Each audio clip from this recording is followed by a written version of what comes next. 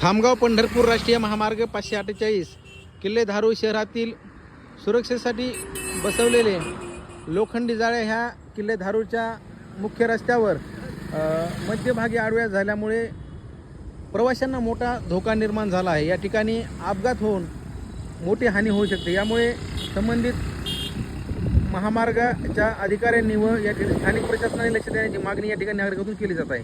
आपण व्हिडिओद्वारे पाहू शकता किल्ले धारूर शहरातील जो तेलगावकडे जाणारा रस्ता आहे, या रस्त्यावरच हे जाळे आहेत त्या पूर्णतः मध्यभागी दबल्या गेल्या आहेत। यामुळे हे रस्त्यावर अचानक जर रात्रीच्या वेळी किंवा दिवसा दुचाकीस्वार अथवा मोठ्या वाहनांना मोठा धोका या ठिकाणी निर्माण होऊ शकतो।